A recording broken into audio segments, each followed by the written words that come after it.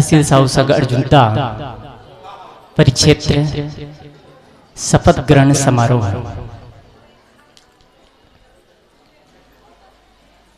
साहू एक शब्द है।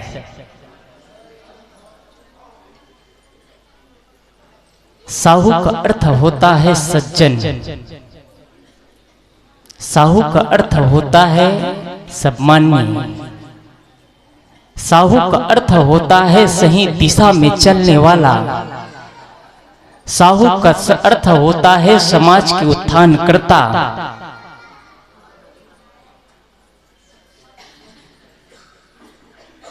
साहू शब्द सहज नहीं है और यहां पर बैठे सभी साहू है, मैं समझता हूं, लेकिन इतना ही नहीं है साहू का अर्थ। साहू वो है जिन्होंने अपने जीवन के कुरीतियों को भगा दिया। साहू वो है जिनके अंदर कर्म कांड नहीं है। साहू वो है जो समाज के लिए जीता है और समाज के कल्याण का काम करता है। साहू वो है जिनके जीवन में दुर्व्यसन नहीं है, जिनके जीवन में बीड़ी, सिगरेट, तंबाकू, गुटखा, अंडा, मांस, मछली, शराब का सेवन न करता हो, वो हस्ती साहू है। बाकी तो कोई साहू नहीं हो सकता। और मैं समझता हूं यहां जाति के साहू तो सब बैठे हैं, लेकिन कोई प्रत्येक व्यक्ति साहू होगा। आज मुझे शर्म से कहना पड़ता है कि साहू व्यक्ति हो करके पोल्ट्री फार्म खोलता है, मुर्गी का फार्म खोलता है। कौन सी साहू है? साहू होकर के सज्जनता आनी चाहिए। साहू समाज ने एक नया क्रांति का लहर, क्रांति का बीज रोपित किया है। साहू समाज ने दहेज प्रथा को तोड़ा है और ये पूरे आपके छत्तीसगढ़ प्रांत में साहू समाज ने कुछ अलग ही करके दिखाया है। व्यापार के क्षेत्र में, शिक्षा के क्षेत्र में बहुत ही क्रांति किया। मृत्यु भोज को अधिकतम जगह रोक लगा दिया गया। ये साहू समाज की देन है। साहू शब्द से ही नाम से सुना जाता था। पहले साहू समाज को कबीरपंथियों के नाम से जाना जाता था। साहू समाज है मतलब कबीरपंथी होंगे। आज मुझे ये चीज कहना पड़ता है, आज कबीरपंथी भी कबीरपंथी नहीं रह गया है। ये किसी एक पंथ की बात नहीं कर रहा हूँ। राधा स्वामी वाले राधा स्वामी में नहीं रह गए, गायत्री वाले गायत्री में नहीं रह गए। सबने अपने अपने धर्म को बर्बाद कर दिया है। ये भारत की भूमि एक ऐसी भूमि है जहां भगवान बनाने का कारखाना है। ये जीवित इंसान को, बोलने वाले इंसान को चुप करा दिया जाता है और जो चुप हो जाता है उसकी मूर्ति बना करके स्टेटस में लगाया जाता है। ये भारत की भूमि है। मैं आप सभी से कहना चाहता हूं, यदि आप साहू है तो आपके अंदर सज्जनता आनी चाहिए। यहां से कुछ लेकर के जाइए। पूर्व में चर्चा हो रही थी कि यह कार्यक्रम कुछ नौटंकी से किया जा सकता था और कोई प्रकार से किया जा सकता था, लेकिन एक संदेश दिया गया, एक आह्वान किया गया कि वास्तव में हम साहू समाज के लोग हैं और सज्जनता हमारे अंदर आना चाहिए, हमारे अंदर सहजता आनी चाहिए। आप प्रकृति को, नियमों को स्वीकार सके, ये आपके अंदर, साहू के अंदर ये होना चाहिए। अब इतना कसौटी के बाद मैं आपसे प्रश्न करना चाह रहा हूं, कितने परिवार है इस तहसील समाज, इस तहसील में जो साहू जाति के है? अंदर से, जाति से नहीं, बाहर से जाति तो सब बैठे हैं और साहू वो है, मैंने एक बार फिर कसौटी बता दूं, जिसके यहाँ बीड़ी, सिगरेट, तंबाकू, गुटखा, अंडा, मांस, मछली, शराब का सेवन नहीं होता, व्यक्ति साहू है। चाहे वो किसी भी गुरु को मानता हो, किसी भी संप्रदाय से जुड़ा हो, किसी भी मजहब से जुड़ा हो, ये फर्क नहीं पड़ता है। वो हर व्यक्ति साधु है, साहू है। जो जाति का साहू नहीं है वो भी साहू है, जिसके अंदर सात्विकता है। क्या आपके अंदर सात्विकता है? क्या आपने बचा करके रखा है? अभी प्रवचन चल रहा था, एक संत कहे कि माताएं शराब नहीं पीती है। मैं 70 साल से देख रहा हूं कि शराब कोई नहीं पीते। मैं दिल से कहूं, माताएं शराब पीती नहीं, शराब पिलाती है। माताएं शराब पीती नहीं, शराब पिलाती है। किसको पिलाती है? अपने पत्नी, अपने पति को पिलाती है, अपने बच्चे को पिलाती है। आप में वो ताकत है, नारी शक्ति में वो ऐलान करने की ताकत है कि आप अपने घर में एक भी दुर्व्यसन होने से अपने आप को बचा सकते हैं। आप बचा सकते हैं। आप पिलाते हैं शराब।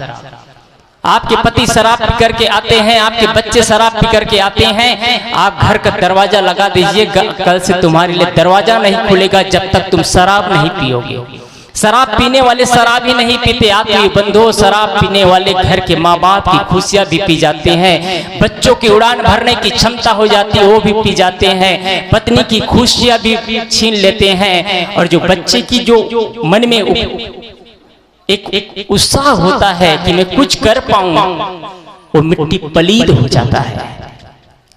बच्चा सोचता है कि मैं IAS अफसर बनूं, IPS अफसर बनूं, कुछ डॉक्टर बनूं, अध्यक्ष साहब जैसे कुछ करके दिखाऊं, वो सोचता है। लेकिन जब जब आपके पिता शराब पी करके जाता है तो सोचता है इन नशेड़ियों के बीच में, जुआनियों के बीच में, इन गजेड़ियों के बीच में मैं कौन सा उत्थान करूं जो उड़ान भरने की क्षमता होती हो, मिट्टी पलीद हो जाता है, वो पुस्तकें वहीं फेंक देता है। इस घर में नसीब नहीं है पढ़ाई लिखाई। आप साहू हैं? अपने आप से पूछिए, आप साहू हैं? आपसे मैं पुनः एक चीज कहना चाह रहा हूं, अपने बच्चों पर दया करिए। आज अंधविश्वास बढ़ता चला जा रहा है, कुरीतियां बढ़ता चला जा रहा है, हर जगह जगह पर आज गली गली में देवताएं बनाए जा रहे हैं और देवताओं का निवाला छिया जा रहा है। इधर बैठी देवी है, इधर बैठे देवताएं हैं, और कौन से देवी देवता है? आप कबीर बंद की चर्चा नहीं कर रहा हूं मैं, ये प्रकृति के नियमों का चर्चा है। वही देवता है जो हमको दे, वही देवी है हमको दे। कौन देवी देवता? मंदिर में बैठा देवी देवता तो एक प्रकृति है, एक स्ट्रक्चर है, बस एक मूर्ति है। क्या उन्होंने हमको जन्म दिया? आपकी श्रद्धा है, आप प्रणाम करते हैं, पूजा करते हैं, कोई रोक नहीं है, लेकिन ये भी कर्म कांड है। लेकिन वो भी कर्म कांड एक रास्ते में आगे बढ़ने की सीढ़ियां है। लेकिन मैं आपसे करना चाहूं, यदि आप पूजा करते हैं तो कृष्ण ने पार्थ को कहा है, पार्थ पूजा सिर्फ थाल लेकर के पूजा करना ही पूजा नहीं है। पार्थ पूजा वो है जो दूसरों की घटनाओं में द्रवित हो उठना पूजा है। दूसरे के दुख में, विपरीत स्थिति में सहायक बन पाना ये पूजा है। क्या हम पूजा करते हैं? मंदिर में जाकर के पूजा तो कर लेते हैं, लेकिन माँ बाप के सामने कभी मत्था टेकते हैं? महीनों बीत जाता है, कभी किसी गांव से आए तब मत्था टेकेंगे। मंदिर में जाकर के प्रणाम तो कर लेते हैं। मैं एक उदाहरण बताऊं, एक घर नए एक युवक का विवाह होता है। विवाह होने के बाद में उनकी पत्नी आई, उनकी सासू माँ बोलती है, बेटी हमारा विवाह का कार्यक्रम संपन्न हुआ, हमारे घर के बगल में ही एक मंदिर है, उस मंदिर में कल पूजा की थाली लेकर के तुम तैयार हो जाना, ब्रह्म मुहूर्त में उस जाकर के मंदिर में पूजा करेंगे। बहू ब्रह्म मुहूर्त में उठती है, सुबह स्नान करती है और मंदिर में जाती है, मंदिर के लिए पूजा की थाल लेकर के तैयार हो जाती है। सासू माँ के साथ मंदिर की ओर आगे बढ़ती है। जैसे मंदिर के पास जाने के बाद सासू माँ सीढ़ियों से ऊपर चढ़ जाती है, लेकिन बहू वही सीढ़ियों के पास रुक जाती है। माँ बोलती है, बेटी आ जाओ, यही मंदिर है। बेटी बोलती है, माँ जहां तुम खड़े हो तुम्हारे दोनों ओर शेर खड़ा हुआ है, मुझे डर लगता मैं नहीं आने वाली। सासू माँ बोलती है, बेटी ये तो काष्ठ का, पत्थर का, सीमेंट का, चूना का बना हुआ एक मूर्ति, एक स्ट्रक्चर है, ये कुछ नहीं करने वाला है, इनके अंदर प्राण नहीं है, ये कुछ नहीं कर सकता, तुम आ जाओ। बहू कहने पर मंदिर में फुट चढ़ जाती है सीढ़ियों से, लेकिन सीढ़ियों से ऊपर चढ़ने के बाद, मंदिर में प्रवेश करने के बाद बहू फिर खड़े हो जाती है। माँ बोलती है, बेटी भगवान की पूजा करो। माँ बोलती है, माँ, बेटी बोलती है, माँ किसकी पूजा करूं, कौन भगवान है? माँ बोलती है, बेटी ये मूर्ति है, यही तो भगवान है। बहू क्या बोलती है, माँ जब बाहर खड़ा हुआ स्ट्रक्चर हो सकता है, बाहर खड़ा हुआ चूना और पत्थर का हो सकता है, उसमें प्राण नहीं, कुछ नहीं कर सकता है, तो अंदर में बैठा माँ कैसे भगवान हो सकता है? आप ही मेरे लिए जगदम्बा है, आप ही मेरे लिए माँ है, आप ही मेरे लिए दुनिया है, उनका प्रणाम करती है। मैं ये नहीं कह रहा हूँ आप किसी की पूजा करते हैं तो मत करिए, नहीं कह रहा हूँ, लेकिन मेरी प्रार्थना है कि आप अपने घर की माँ की पूजा करिए। वो माँ है जिन्होंने अपने जीवन को कुर्बान कर दिया, वो माँ है जिन्होंने आपके सौगंध के लिए, आपके पति के लिए अपने जीवन की जवानी को खत्म कर दिया, अपने जीवन के सौंदर्य को खत्म कर दिया, खून पसीने एक करके पूरे जीवन को लगाया और सब कुछ बहू आने के बाद में सौंप देती है। कभी बहू को माँ कुछ बोल देती है तो सहने की क्षमता रखी वो माँ होती है जो बोल सकती है। मैं आपसे कहना चाह रहा हूं, अपने बच्चों पर दया करिए। आज हर मां अपने बच्चों पर दया करना नहीं जान रही है। आप एक ऐसी माँ है जो बच्चे को अंधकार की ओर ले जा रहे हैं, सत्य से असत्य की ओर ले जा रहे हैं, बच्चे को भूत प्रेत जादू टोना तंत्र मंत्र दिशासुर लगन मुहूर्त के चक्कर में बच्चे को भटका रहे हैं।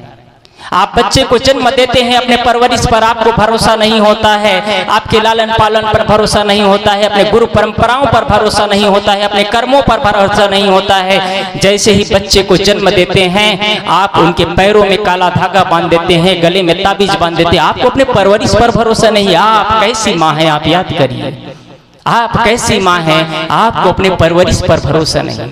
आप अपने बच्चे को पैरों में काला धागा बांध लिया, आपके बच्चे कभी बीमार नहीं पड़ेंगे, आपके घर में किसी की मृत्यु नहीं होगी, आपके घर में किसी की कोई एक्सीडेंट नहीं होगा। कोई प्रमाण है क्या? जब आदमी गाड़ी लेता है तो 40-50 हजार नहीं, 40-50 लाख की गाड़ी भी लेता है, उसके इंजीनियरिंग उसके टेक्नोलॉजी पर भरोसा नहीं होता, एक लाल चुर्री बांध लेता है, उस पर भरोसा होता है। आदमी को अपने कर्मों पर भरोसा नहीं होता। आज से करीब 18-19 साल पहले परम पूज्य सदगुरु श्री अभिलाष साहिब जी के साथ हम लोग जयपुर गए। गुरुदेव जी का कार्यक्रम था। एक सुंदर मकान बनाया गया था। उस समय उस मकान में करीब 1 करोड़ रुपया लगाया था। उस बगल में हम लोग का निवास दिया गया था। मकान बड़ा सुंदर था, लेकिन मकान के ऊपर में पुराना टायर लटका दिया गया था। एक संत ने पूछे, पुराना टायर क्यों लटकाया गया है? बगल वाले ने कहा, महाराज जी इस मकान में किसी के नजर न लगे इसलिए इसमें टायर लटकाया गया है। संत ने कहा, घर मालिक से कहना ये तो पुराना ही टायर है, एक नया टायर खरीद करके अपने गले पर पहन ले, उनको मौत की नजर नहीं लगेगी। आत्मीय बंधुओं, आप अंधविश्वास से कब बचेंगे? आपको लूट करके ले जाएंगे यहाँ से। आज एक लोटा जल हमारे सारे समस्याओं का हल होड़ मचा है। मुझे विरोध नहीं है उस चीज से। एक जगह सभा लगी हुई थी, एक लोटा जल सारे समस्याओं का हल की हवा हल्ला चल रही थी। सभा में सम्मान कर रहे थे लोग, गर्मियां बढ़ गई, लोग फूल छीत रहे थे और कोई कुछ छीत रहे थे। गर्मी से मिश्रा जी का सर झुक गया। लोगों को यह समझ में नहीं आया कि एक लोटा जल सारी समस्याओं का हल है। अगर पानी डालते तो उनको शीतलता मिलता। लोग अफरा तफरी करने लगे, रास्ता से हटाते हटाते देर हो गई। उसको हॉस्पिटल में ले जाकर के एडमिट करना पड़ा। उनको 3 कार्यक्रम कैंसिल करना पड़ा। एक लोटा जल काम नहीं आया तो आपके लिए कैसे काम आएगा? मैं आपसे कहना चाह रहा हूं, कोई बेल पत्ते से समाधान नहीं है। आप किसी भगवान को मानते हो या ना मानते हो, आपकी मर्जी, लेकिन आपके सच्चे असली देवी देवता, मैं एक बात भी कहना चाहूंगा, हमारे सनातन धर्म में सिर्फ 4 देवता है। सनातन धर्म में सिर्फ 4 देवता है। आज का सनातन धर्म है, आज का सनातन धर्म किसको कहेंगे आप? जो मूर्ति का पूजा करता है वही सनातनी हो सकता है। आप देख लीजिएगा, कबीर पंथी को कोई सनातनी नहीं कहता है। कबीर पंथियों ने एक सनातन धर्म का ध्वजा फहराया है। सनातन क्या है? जो शाश्वत हो, कभी विखंडित ना होने वाला हो, उसे शाश्वत उसे सनातन कहा जाता है। दया, क्षमा, करुणा, प्रेम, संतोष, सहिष्णुता, ये सनातन धर्म है। क्या ये है? आज ये सनातन की चर्चा ही खत्म हो गई। सनातन धर्म में वेद में आता है मातृदेव, पितृदेव, आचार्य देव तथा अतिथि देव भव। ये सनातन धर्म में 4 देवता माना गया है। क्या इस देवताओं की आज पूजा हो रही है? आज इस देवताओं को बहिष्कृत किया जा रहा है। माता को नहीं पूछ रहे हैं, पिता को नहीं पूछ रहे हैं, आचार्य को नहीं पूछ रहे हैं, अतिथि को नहीं पूछ रहे हैं। गली गली मोहल्ले मोहल्ले में मंदिर बस बनाया जा रहा है। भगवान की पूजा भी हो रही है, लेकिन घुसखोरी बंद नहीं हो रही है, अनाचार बंद नहीं हो रहा है, अत्याचार बंद नहीं हो रहा है, डर खत्म नहीं हो रहा है, भय खत्म नहीं हो रहा है, एक दूसरे के प्रति द्वेष का भाव खत्म नहीं हो रहा है, एक दूसरे के प्रति जलन का भाव खत्म नहीं हो रहा है। क्या मतलब है इस भक्ति का? ये भारत की भूमि है, ये भारत की भूमि है। बोलने वाले को चुप करा दिया जाता है। जो सत्य के प्रति औलान करता है उनको मौन रहना पड़ता है। ये ऐसी भूमि है जहां मुर्दों को उखाड़ा जाता है, जीवित को मुर्दा बनाया जाता है। ये भारत की भूमि है ये, और हम सब उसके पीछे चलने वाले हैं। मैं आपसे निवेदन करना चाहूंगा, मैंने पहले ही कहा, आप अपने बच्चों पर दया करिए। अब माँ होती है, आपके अंदर करुणा का भाव नहीं आया, आपके बच्चे उड़ान भरना चाहता है, आपके बच्चे सत्य से रूबरू होना चाहता है, आपके बच्चे जीना चाहता है, आपके बच्चे सत्य से सत्य को सत्यापित करना चाहता है, आपके बच्चे में वो क्षमता है और आप वो बनाते हैं, आप बनाते हैं। क्या आपने बनाया है? आज शपथ ग्रहण समारोह है। मैं साहू समाज, तहसील साहू संघ सभी से निवेदन करना चाहूंगा, पदाधिकारियों से, और पूरा प्रदेश अध्यक्ष माननीय डॉक्टर साहब आए हैं, मैं सबसे निवेदन करना चाहूंगा, हमारे समाज में, आपके समाज में ऐसा एक आह्वान हो कि कोई भी साहू में कोई मुर्गी फार्म, पोल्ट्री फार्म मत खोले।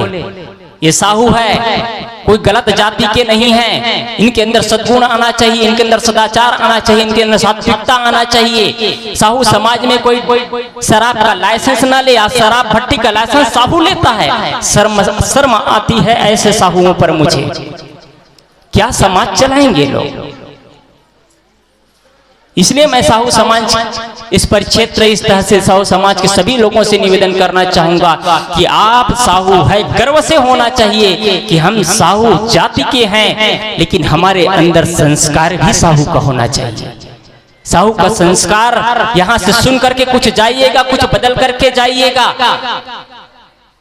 तहसील साहू संघ अर्जुनदा वालों ने एक नया दिशा लिया, नया चुनाव किया, नया सोच रखा कि आज तक ऐसा कोई कार्यक्रम ना हुआ है कि शपथ ग्रहण समारोह में संतों को बुला करके कुछ आयोजन किया जाए, कुछ विचार सुना जाए, कुछ क्रांति का बीज रोपित किया जाए। आज इस क्षेत्र के लोगों ने एक नया बीज रोपित किया है कि लोगों के अंदर कुछ अंकुरित, कुछ बीज रोपित करना चाहिए, वो अंकुरित करके प्रफुल्लित होगा।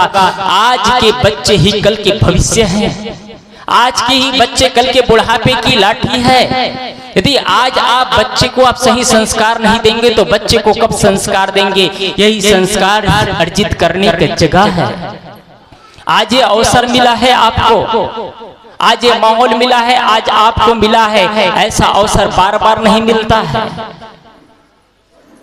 इसलिए आप सभी ये चीज को सोचे और समझे कि हमारे अंदर क्या सात्विकता आ पाई है। मैं कहा करता हूं, बच्चे को उपहार नहीं देंगे, बच्चे 2 दिन 4 दिन रोएंगे, और बच्चे को संस्कार नहीं देंगे तो बच्चे जीवन भर रोएंगे, आपको भी रुलाएंगे। बच्चे को मोबाइल नहीं, कार नहीं, संस्कार चाहिए। आप बच्चे को हर चीज सिखाते हैं। आज के टेक्नोलॉजी और इंजीनियरिंग के जमाना में आज बच्चे को हर चीज सिखाते हैं, पैसा कैसे कमाना है। और बच्चे कैसे होते हैं कि बच्चे को पैसा बनाने की फैक्ट्री बनाया जा रहा है। आज माँ बाप के अंदर वो जुनून सवार होता है, मेरे बच्चे पढ़े लिखे अफसर बने, IAS अफसर बने, IPS अफसर बने, कुछ करे, खूब पैसा कमाए। आपके अंदर सोच होती है, और मैं हकीकत कहूँ कि आपके बच्चे आपके सोच को तब्दील करके दिखाता है। आपके पहले 2 एकड़ जमीन था, आपके बच्चे ने 4 एकड़ कर दिया। आपके पहली आवक थी 1 लाख रुपया, आपके बच्चे 2 लाख रुपए कमाने की ताकत रखते हैं। आपके यहाँ पहले कीपैड मोबाइल था, आपके यहाँ ये एंड्रॉइड मोबाइल हो गया है। कौन किया है? आपके बच्चे ने कर दिखाया। कौन सिखाया? आपने सिखाया। क्या कभी आपके घर में ये चर्चा हुई है कि जीवन को कैसे जीना चाहिए? मकान कैसे बनाना है चर्चा होती है, खेती कैसे करना है चर्चा होती है, दुकान कैसे चलाना है चर्चा होती है, व्यापार कैसे करना है चर्चा होती है, नौकरी कैसे करना है चर्चा होती है, धन संपत्ति कैसे इकट्ठा करना है चर्चा होती है। क्या कभी ये चर्चा होती है जीवन को कैसे जीना चाहिए?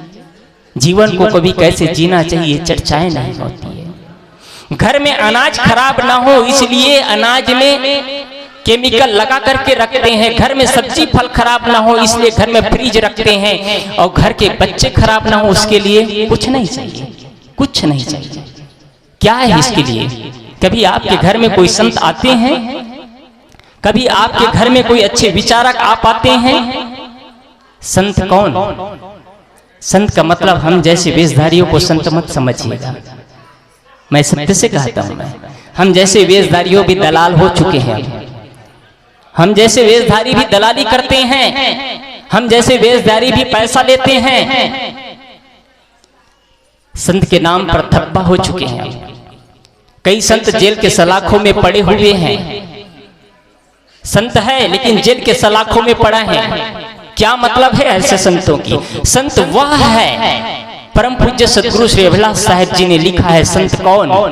गुरुदेव जी ने ये नहीं लिखा जो सन्यासी कलर का कपड़ा पहनता है वह संत है, काला कलर का कपड़ा पहनता है वह संत है, श्वेत वस्त्र धारण करता है वह संत है, जो गृह त्याग दिया है वह संत है। ये सारे टाइटल गुरुदेव जी ने हटा दिया। संत कौन? गुरुदेव जी ने उत्तर में लिखा, जो दुखी नहीं होता है वह संत है। क्या आप संत होना चाहेंगे? आप संत हो सकते हैं।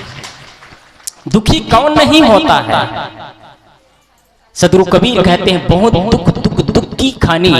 जब कोई चीज को जोर लगाना होता है तो 3 बार कहा जाता है, और क्रिकेटरों के भाषा में कहे तो हैट्रिक लगा दिया। 3 बार कोई चौका लगाए तो हैट्रिक। सदगुरु कबीर क्या कहते हैं? बहुत दुख की खानी, तब बची हो जब राम ही जानी। ये संसार ऐसा है, पूरे दुखों की खानी है, लेकिन इसका भी उपाय है। तब बचोगे जब राम को जान जाओगे। कौन से राम? दशरथी राजा राम को नहीं कह रहे हैं, वो भी हमारे महापुरुष है, आदरणीय है, उसकी चर्चा नहीं है। अंतरात्मा राम को, उसको तो जानना है, लेकिन पहले अपने अंतरात्मा राम को जानना है। जो आदमी अपने अंतरात्मा राम को जान लेता है, उसको किसी मंदिर में, किसी मस्जिद में, किसी तीर्थ स्थान में जाने की जरूरत नहीं होती है। खुद का आत्मचिंतन करना पड़ता है, खुद का भजन करना पड़ता है, फिर उनको परमात्मा मिल जाता है। जब आदमी मंदिर में जाता है तो ब्रह्म मुहूर्त में स्नान करता है, पूर्ण पवित्रता के साथ में जाता है। याद करिए कितने लोग मंदिर जाते हैं। ब्रह्म मुहूर्त में स्नान करेगा, पूर्ण पवित्रता के साथ जाएगा। गुटखा, बीड़ी, सिगरेट, तंबाकू, अंडा, मांस, मछली, शराब का सेवन करता हो उस दिन उसका सेवन नहीं करेगा। मंदिर में जाएगा, चप्पल उतार करके जाएगा, बिना कुछ नाच नौटंकी करते हुए सीधा भगवान के द्वार पर खड़ा हो जाएगा।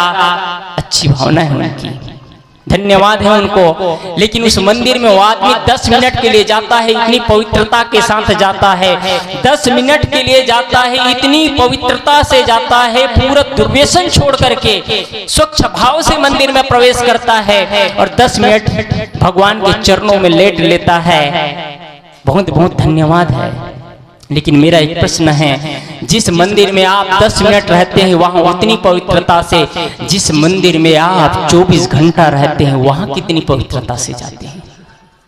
जिस मंदिर में आप 24 घंटा रहते हैं वहां कितनी पवित्रता से जाते हैं? जिस मंदिर में आपसे प्यार चाहने वाली आपकी पत्नी देख रही, इंतजार कर रही है, जिस मंदिर में आपको जन्म देने वाले माँ देख रही है, जिस मंदिर में आपका पालन करता पिता देख रहा है, जिस मंदिर में आपके प्यार के औलान करने वाले बच्चे देख रहे हैं, उस घर में आप कितनी पवित्रता के साथ जाते हैं? उस घर में जाते हैं तो बेहोशी से होकर के जाते हैं, शराब का बोतल चढ़ा करके जाते हैं, ये भी पता नहीं होता है किचन कौन सा है, बेडरूम कौन सा है, डाइनिंग कौन सा है। चप्पल जूता प्रवेश पहन करके किचन में घुसते हैं, बेडरूम में घुसते हैं। ये आदमी को पता ही नहीं है कौन सा मंदिर असली है। ये बाहर के मंदिर तो नकली मंदिर है। मैं क्षमा चाहता हूँ, बात सत्य है।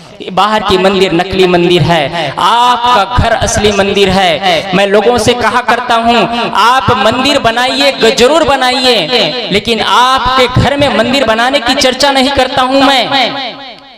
आपके घर में मंदिर की जरूरत नहीं है, आपके घर को मंदिर बनाइए। आत्मीय बंधुओं, बाहर मंदिर बनाने की जरूरत नहीं है, घर में मंदिर बनाने की जरूरत नहीं है। आपका घर पूरा मंदिर होना चाहिए, और घर मंदिर हो गए तो किसी के साथ न राग होगा, न किसी के साथ द्वेष होगा, न किसी के साथ वैमनस्य होगा, न किसी के साथ कटुता न होगी, किसी के साथ, हर व्यक्ति के साथ प्रेम होगा। प्रेम बस। जीवन को जीना सीखिए, जीवन को जीना सीखिए। आज अवसर मिला है, पूर्ण पवित्रता के साथ मंदिर में जाते हैं। वही पवित्रता के साथ कभी माँ बाप को बिठा करके उनके पैर को धो करके चरणों तक ले करके देखिए, आपका घर स्वर्ग बन जाएगा। वही दीप प्रज्वलित करके आरती उतार करके देखिए, आपके घर में एक स्वर्ग का दीप लहराएगा, आपके घर में एक नई क्रांति का बीज रोप जाएगा, आपके बच्चे के अंदर एक नया संस्कार अंकुरित होगा। वो कहेंगे मैं धन्य हूँ, एक ऐसे माँ बाप के कोख से जन्म लिया हूँ, जिन्होंने मुझे शिक्षा और संस्कार दिया, जिन्होंने मुझे जीने का तरीका सिखाया है, इसलिए मैंने कहा आप हर चीज सिखा देते हैं, लेकिन बच्चे को जीने की तरीका नहीं सिखा पाते हैं। कैसे जीना चाहिए, जीवन जीना एक सबसे बेहतरीन कला है। और ये चीज आप लोग नहीं सिखा पाते हैं। घर को बिगाड़ने और उजाड़ने में सबसे ज्यादा हाथ यदि किसी का है, किसका है? जान गए सब लोग। घर को बनाने और बिगाड़ने में सबसे ज्यादा यदि किसी का हाथ है तो माताओं का हाथ है। घर टूटता है तो माताओं के वजह से टूटता है, घर बनता है तो माताओं के वजह से बनता है। ये चीज क्यों कह रहा हूं, कैसे बोल रहे हैं कहेंगे, बताऊं प्रूफ। जब भाई भाई 25 से 30 साल रहते हैं, कभी भाई भाई हुआ नहीं हुआ है, तो भाई और भाई कभी नहीं कहते हैं भाई हम लोगों को बंटवारा हो जाना चाहिए। कोई कहता है क्या? आज तक देखे हैं कोई बिरला होता होगा, पूरे आपके स्कूटी गांव में सर्च करेंगे तो कोई बिरला घर होगा जिस घर में भाई का विवाह नहीं हुआ हो और बांटा हो गया हो।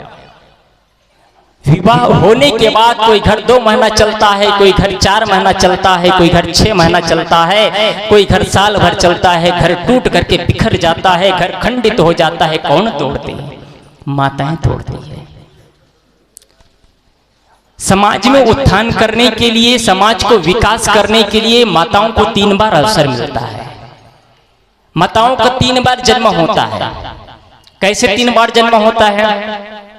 पहली बार माँ कन्या के रूप में जन्म लेती है, दूसरी बार माँ गृहिणी के रूप में जन्म लेती है माताएं, और तीसरी बार माताएं माँ के रूप में जन्म लेती है। कैसे? जब किसी का जन्म होता है तो माँ बच्ची कन्या के रूप में जन्म लेती है, और कन्या के रूप में जन्म लेती है तो लगभग जन्म से लेकर के 25 साल 30 साल तक की शादी नहीं होती तो घर में रहती है, और 15 से 25-30 साल तक के होश की अवस्था में रहती है। संस्कारवान बच्ची है तो घर की सभ्यताओं को बदल देती है, घर के संस्कारों को बदल देती है, किसी के मुख से कटुता नहीं निकलने देती है, पति और पत्नी में झगड़ा रोक देती है, देरान जेठान में झगड़ा रोक देती है, सास और बहू की झगड़ा रोक देती है। बोलती है माँ ऐसे झगड़ा नहीं हुआ जाता है, हमारा घर संस्कारों से सिंचित घर है, हमारा घर कबीर पंथ से जुड़ा है, राधा स्वामी से जुड़ा है, हम साहू परिवार से हैं, सज्जन परिवार से हैं, हमारे अंदर किलकारियां नहीं आनी चाहिए, हमारे अंदर कौवे की आवाज नहीं आना चाहिए।